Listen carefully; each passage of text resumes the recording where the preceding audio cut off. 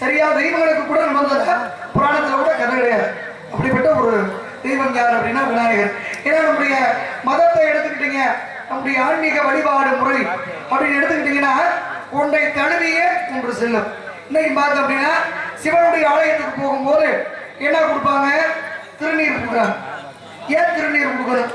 ஏன்னா முடி சார்ந்த மன்னனாக இருந்தாலும் இறுதியில் பிடி சாம்பல். உலகத்துல எதுவுமே நிரந்தரம் இல்லாதது, எதுவுமே நிலையற்றது. அதை குறிப்பிடக்கூடியதுதான் சைவ மதம் என்ற சிவனுடைய மதம். அதனாலதான் சிவனுடைய ஆலயத்திலே அந்த சாம்பலை பிரசாதமா கொடுக்குறாங்க. அதே மாதிரி ஒரு பெருமாளுடைய ஆலயத்துக்கு போறா, அங்க என்ன பிரசாதம் தராங்க? தீர்த்தம் கொடுக்குறாங்க. ஏன்? பெருமாள் யாரு? காக்கும் தெய்வம். அப்ப உலகம் வாழணும் அப்படின்னா என்ன வேணும்? நீர் வேணும். அதனாலதான் நீரின்றி அமையாது உலகு அப்படின்னாங்க. அப்ப இந்த உலகத்துல வாழணும் அப்படின்னா அதுக்கு தீர்த்தம் என்ற நீர் வேணும். அதனாலதான் பெருமாள் கோவில்ல தீர்த்தம் கொடுக்குறாங்க. அம்மனுடைய கோவிலுக்கு போனா அப்படின்னா குங்குமம் கொடுப்பாங்க இல்லையா? அம்மனுக்குரியது குங்குமம். ஏன் அம்மனுக்கு குங்குமம் கொடுக்கணும்? ஏன்னா உலகத்திலே முதலிலே தோன்றியது என்ன அப்படின்னா வெளிச்சம். அந்த வெளிச்சத்திலிருந்து வந்தவ ஆதிபராசக்தி என்ற பெண்ணு. அதுக்கப்புறம் தான் எந்த ஒரு தெய்வமா இருந்தாலும் உருவாச்சு. அப்ப இந்த ஆதிபராசக்தி என்ன பண்ணாங்க? இந்த உலகத்தை படைக்கணும், தனக்கு ஒரு துணை வேண்டும் என்ற எண்ணத்தோடு படைக்க ஆரம்பிச்சாங்க. அப்ப சிவன் தோன்றினார். சிவன் பெண்ணே அப்படின்னும் போது தன்னை ஏத்துக்கங்க, என்னை திருமணம் பண்ணிக்கங்க, இந்த உலகத்தை படைக்கணும் அப்படின்னு பார்வதி தேவி அதாவது ஆதிபராசக்தி சொல்லும் போது அப்ப சிவன் சொன்னாரா, உன்னை நான் ஏத்துக்கிறேமா, ஆனா உன்கிட்ட இருக்கக்கூடிய நெற்றிக்கண்ணை எனக்கு கொடுத்தேனாத்தான் உன்னை நான் ஏத்துக்கிறேன் அப்படின்னா.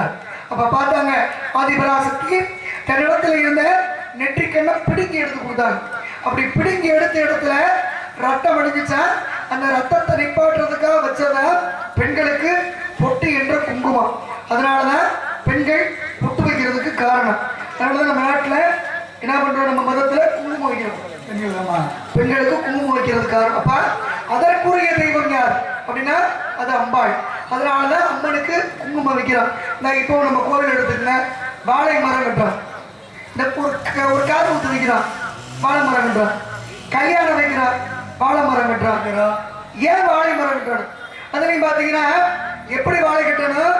காய் குலையோடு இருக்கக்கூடிய வாழை கட்டணும், வெறும் வாழை மரம் கட்டக்கூடாது. ஏன் அப்படின்னா நம்ம நாட்டுல பெண்மைக்கு தாய்மைக்கு மரியாதை. அந்த தாய்மைக்கு அந்த தாய்நாடு தாய்மண் தாய்மொழி என்ற பெருமையை கொண்டவர்கள் யார் அப்படின்னா ஆம்பளை. அப்ப ஆண்களும் பெண்களும் இருவரும் இணைந்ததுதான் இந்த பெருமையான உலகம். அப்ப பெருமையான தாய்மை என்ற பட்டத்தை பெண்ணுக்கு தந்தாங்க. அந்த தாய்மை அப்படின்றது பெண்ணுக்கு அடுத்து யாருக்கு உண்டு? அந்த மரியாதை பசுவுக்கு உண்டு. ஏன்னா இன்னைக்கு நம்ம நாட்டுல பசுமாடு அப்படின்னா அந்த பசுவிலே எல்லா தெய்வங்களும் வாழுது அப்படின்னு நம்ம இந்து மதம் சொல்லுது. இன்னைக்கு பசுவை எல்லா சாமியும் முன்புறம் கும்பிடுவோம், பசுவை மட்டும் எப்படி கும்பிடுவோம்? பின்புறம் கும்பிடுவோம். ஏன்?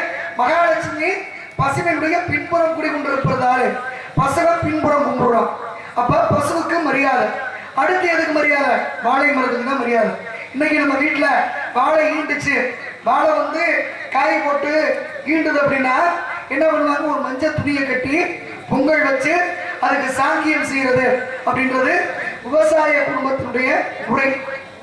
அப்ப தெய்வீகம் பொருந்திய மரம் எது அப்படின்னா அது வாழை மரம். இன்னைக்கு வாழை இலையை பயன்படுத்துறான், வாழை காயை பயன்படுத்துறான், வாழை பூவை பயன்படுத்துறான், வாழை பழத்தை பயன்படுத்துறான், வாழை தண்டை பயன்படுத்துறான், வாழை அந்த மட்டை கூட மருத்துவத்துக்கு பயன்படும்.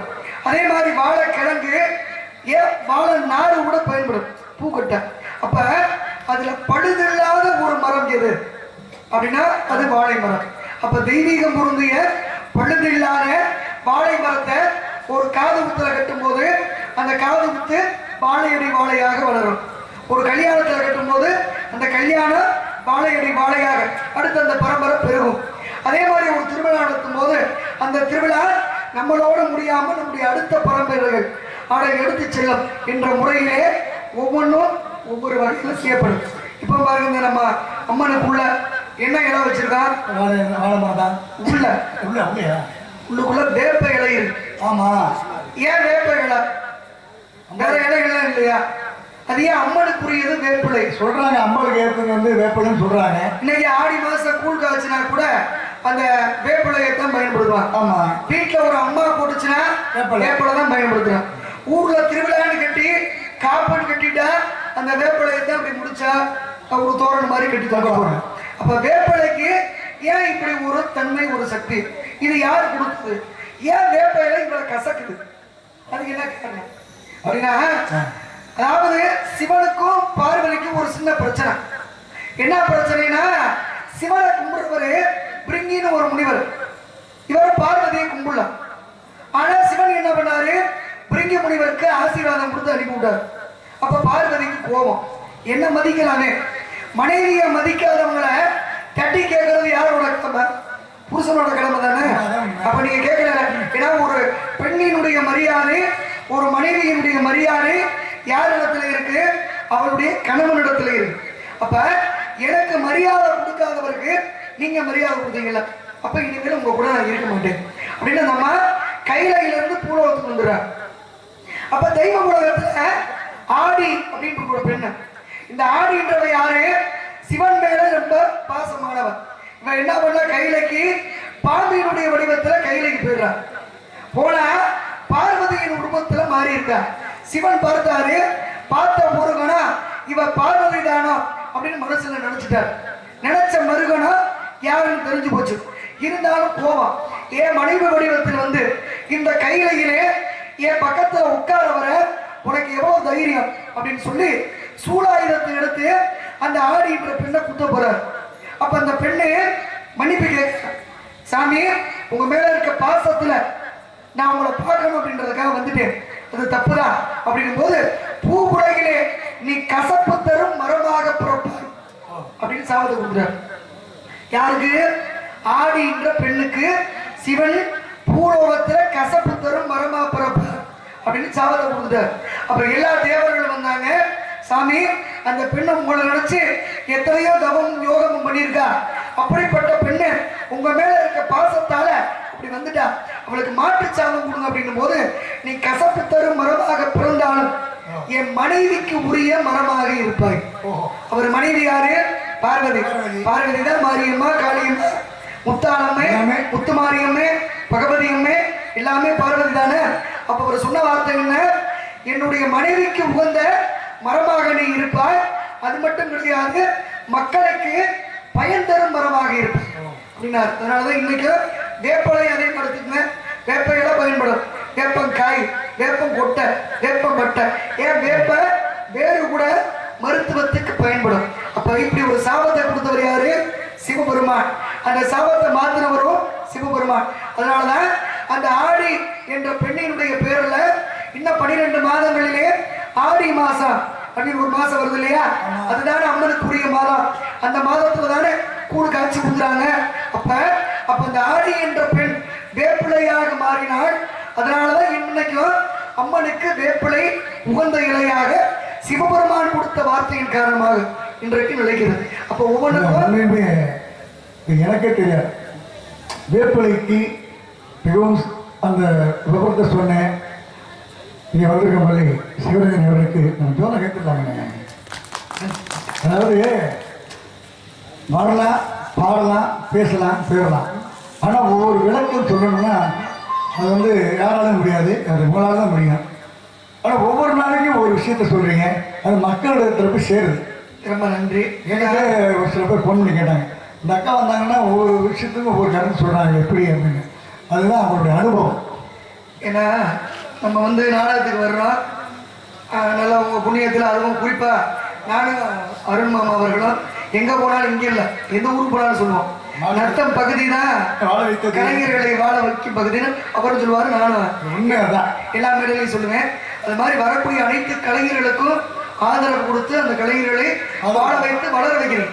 அப்ப நீங்க ஒரு இடத்துக்கு கொண்டுட்டு போயிட்டா அந்த இடத்தை காப்பாத்திக்கிறதுக்கோ இல்ல அதுல சில விஷயங்களை சொல்லும் போதுல நம்ம பேரை வந்து காப்பாத்திக்க முடியும். சமாதானால மகாபாரதத்துல 2 கதை, ராமாயணத்துல 2 கதை சொல்லி முடிச்சோம்னா போதும், அதை பேசினாலே இன்னும் 10 வருஷத்துக்கு பேசலாம். ஆனா அது கிடையாது விஷயம்.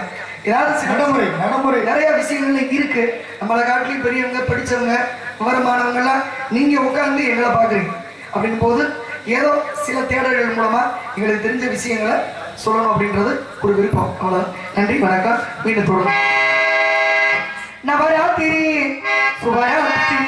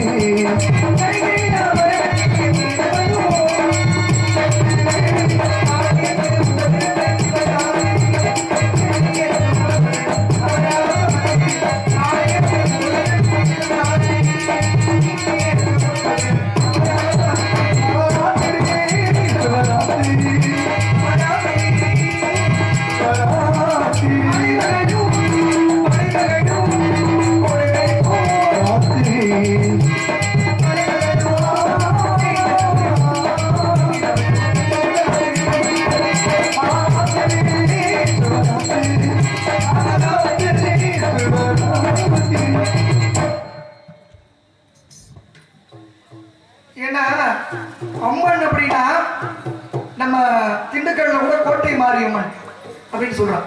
ஏன்னா கோட்டை அமைத்து அந்த திண்டுக்கல் பகுதியை வீரர்கள் காத்த போது அவங்களுக்கு ஒரு காவல் தெய்வம் வேணும் அப்படின்னு சொல்லி அந்த வீரர்களால அமைக்கப்பட்டு கும்பிட ஆரம்பிச்சதுன்னா கோட்டை மாரியம்மன் கோவில்.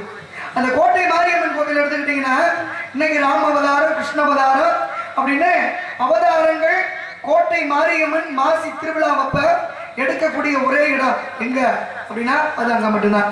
அது மட்டும் கிடையாது. அதாவது பெருமாள் பள்ளி கொண்டிருப்பாரு. அதே மாதிரி மாரியம்மன் பள்ளி கொண்டு திருவிழாவின் போது நகரவலம் வருவது, அதாவது ஊர்வலம் வருவது எங்க அப்படின்னா அதுவும் கோட்டை மாரியம்மனுடைய ஆலயத்துலதான்.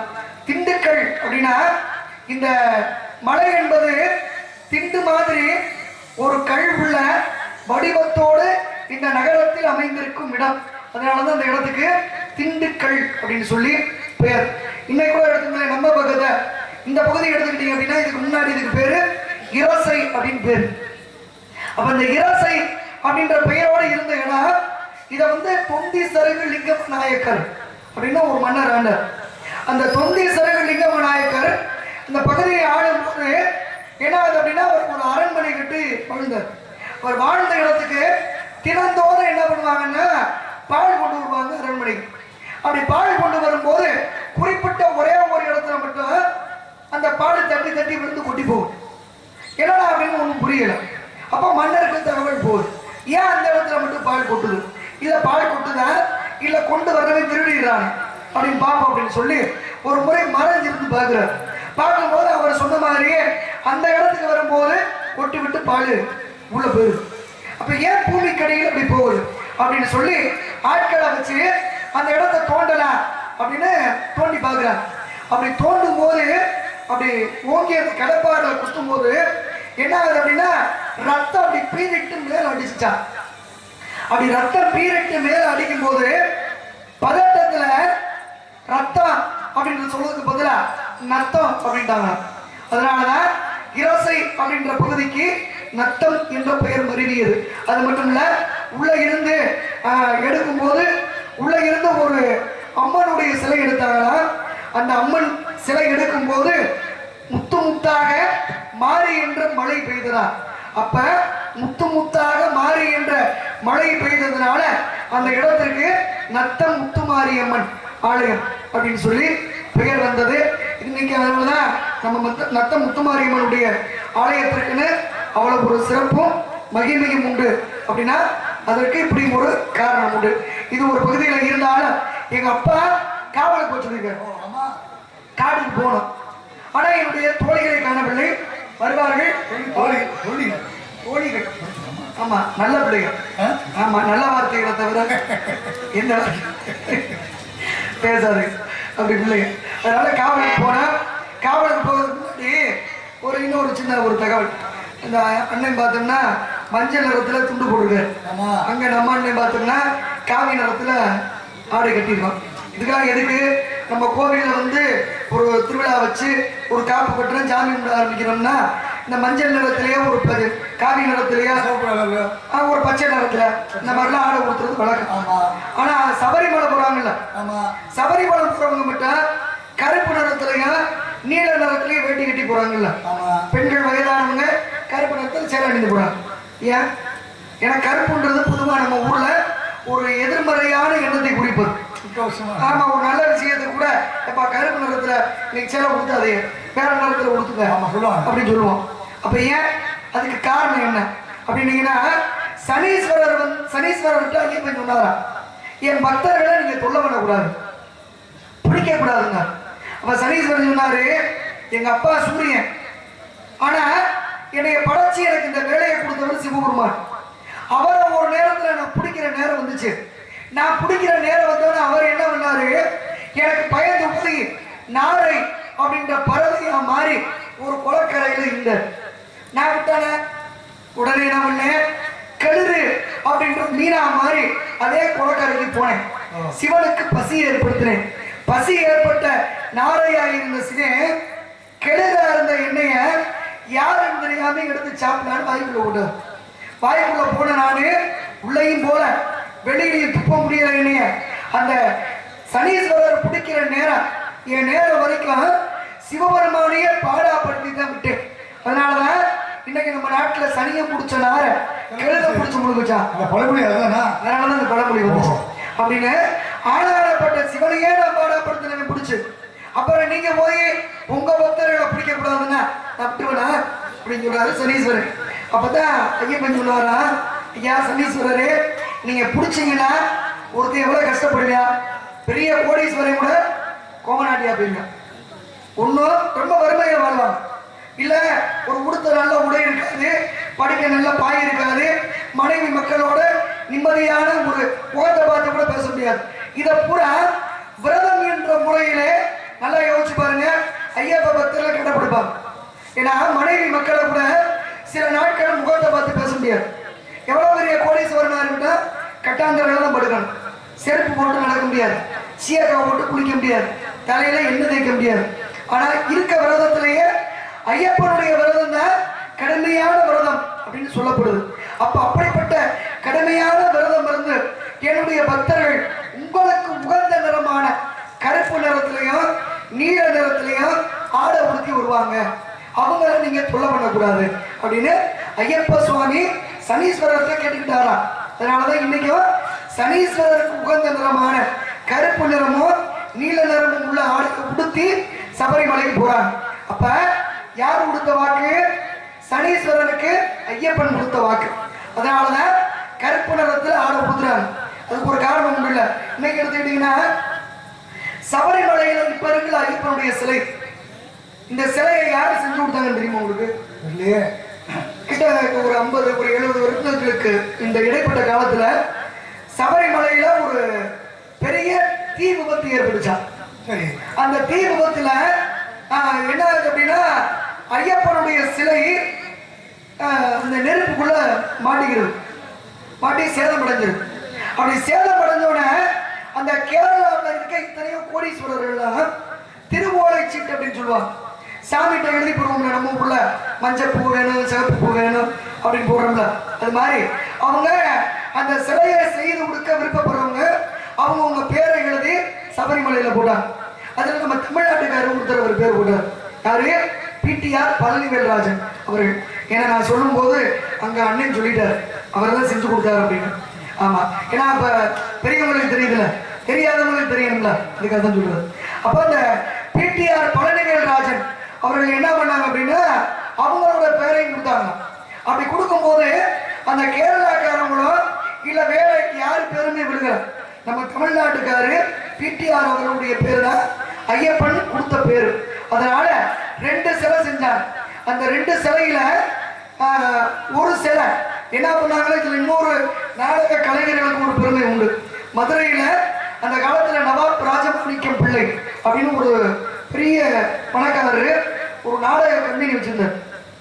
அவங்க என்ன பண்ணாங்கன்னா இந்த ஐயப்பனுடைய சிலையை ஒவ்வொரு ஊருக்காக எடுத்துட்டு போய் இந்த ஐயப்பனுடைய பிறப்பு அவருடைய வரலாறை சொல்லி அதுக்கப்புறம் கொண்டு போய் சபரிமலையிலே பிரதிஷ்டை செய்தாங்க.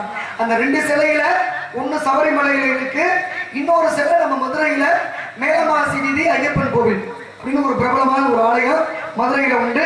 அந்த ஆலயத்துல உண்டு.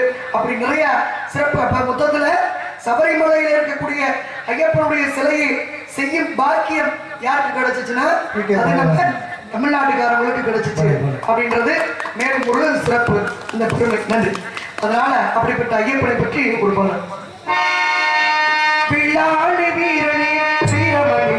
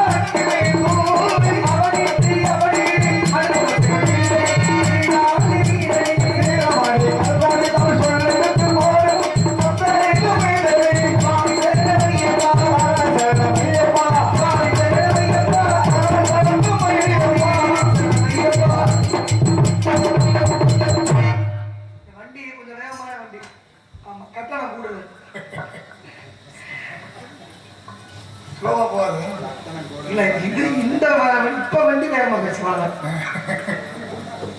ஏன்னா நம்ம போய் சாமி கும்பிட்டோம்னா என்ன பண்ணுவாங்க, அங்க நமக்கு பிரசாதம் கொடுக்குறாங்க, அந்த சாமியினுடைய மாலை எடுத்து நமக்கு கொடுப்பாங்க கேட்டோம்னா இல்லையா, எல்லா ஆலயத்திலும் உள்ளது.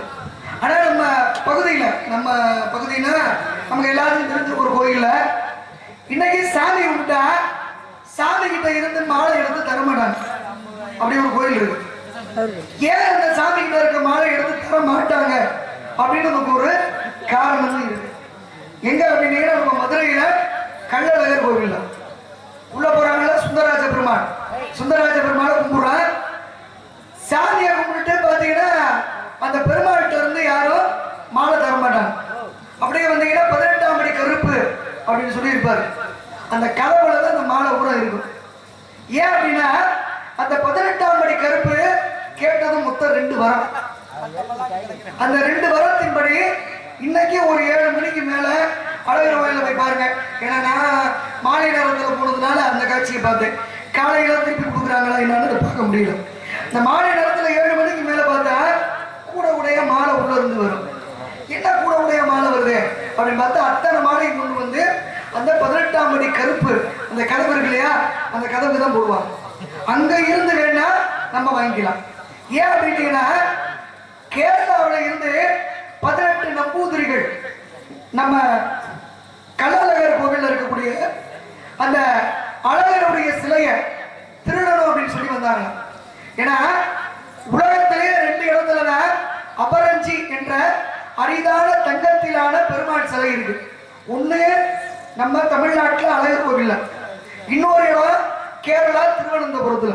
அப்ப கேரளா மன்னர் என்ன பண்ணாரு, இந்த சிலையை நம்மளை எடுத்துட்டு போயிடணும் அப்படின்ற எண்ணத்தோடு 18 நம்பூதிரிகளை அனுப்பிவிட்டார். அந்த 18 பேருக்கு காவலா வந்தவர் யாரு அப்படின்னா அவர் மலையாளத்து கருப்பே காவலா வர்றார் துறைக்கு.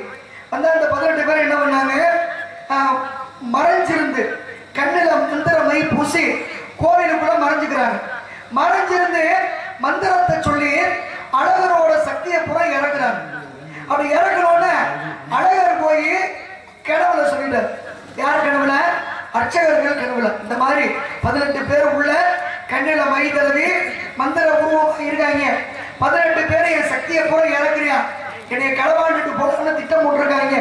இந்த 18 பேரையும் அழகர் கோவில் அந்த கோபுரத்து வாசல் வழியா பலி கொடுத்துருங்கட்டார். அப்ப 18 பேருக்கு பலி கொடுக்கணும்னோட காலையில முடிஞ்சது நல்லா சுட சுட சோறை வடிச்சாரு. சோறை வடிச்சு நல்லா மிளகு இருக்குல்ல, மிளகை நல்லா அரைச்சு அந்த சோறோட நல்லா கலந்து உருண்டை உருண்டையா ஊட்டி கோயிலுக்குள்ள அங்கிருந்து வச்சுட்டாங்க. உருவத்தை மந்திரம் போட்டு மறைக்கிறான். பசியை மறைக்க முடியுமா? பசி தாங்க முடியல. 18 பேரை அந்த உருண்டைகளை எடுத்து சாப்பிட, உரப்பா இருக்க பொருளை சாப்பிட்டா என்ன பண்ண வேர்க்கும், கண்ணு கலங்கும். கண்ணு கலங்கோட போட்டிருந்த மந்திர கண்மையை அழிச்சு போச்சு. கண்மை அழிஞ்சோட 18 பேரையும் கண்டுபிடிச்சிட்டாங்க. அப்படி 18 பேரையும் பிடிச்சு அழகர் கோவில் அந்த தலைவாசல் கோபுரத்து வழியா பழி கொடுக்குறாங்க. அதனால இன்னைக்கு பாருங்க, கோபுரத்து வழியா நம்ம யாரும் போக முடியுமா? போக முடியாது. பக்கத்துல வண்டிப்பாதை அப்படின்னு சொல்லி அந்த மதில் அந்த செவரை உடைச்சு ஒரு பாதை உருவாக்கியிருக்காங்க.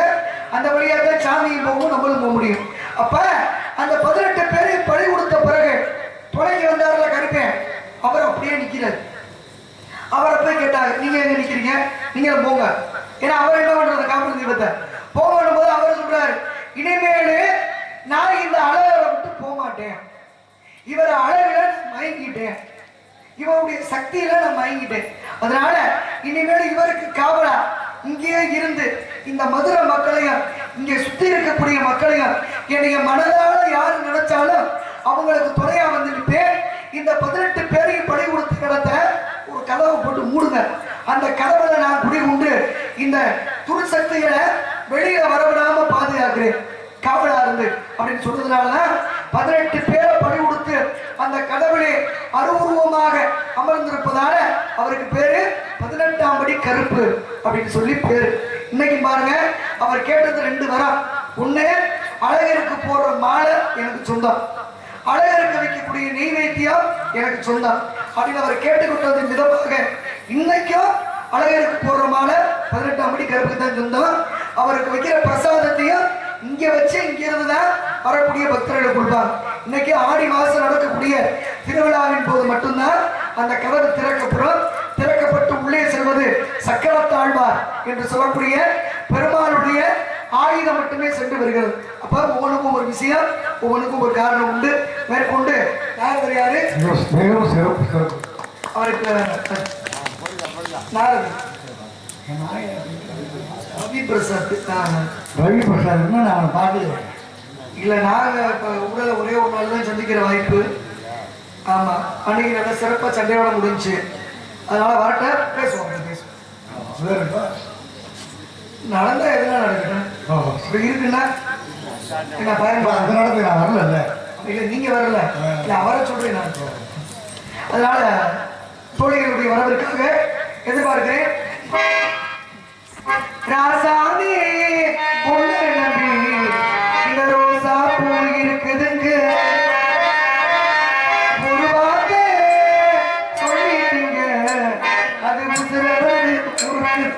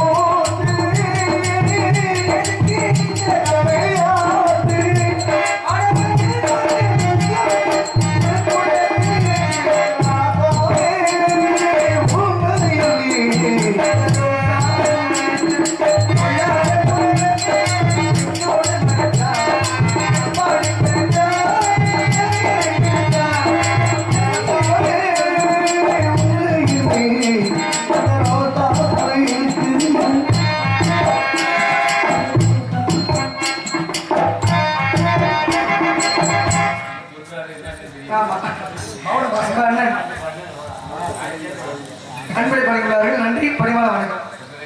இந்த ஊருக்கு கடனாக அப்படிதான் டீ வாங்கி தர்றது, அப்படின்னு மறுபடி கொடுக்கறது. அப்போ ஒருத்தரும் சுறுசுறுப்பா இருக்காரு, வயசானாலும் அவர் வச்சுட்டாங்க. அவர்தான் கடனாக தலையில் விட்டுட்டோம். அந்த சாத சொல்லுவேன். தானல்களில் அவள் வசல்கள், கலைகளிலே அவள் ஓவியில், மாதல்களில் அவள் மாடலே, மலர்களிலே அவள் மல்லிகை. தானல்களில் அவள் வசல்கள், கலைகளிலே அவள் ஓவியில், மாதல்களில் அவள் மாடலே, மலர்களிலே அவள் மல்லிகை. அவள்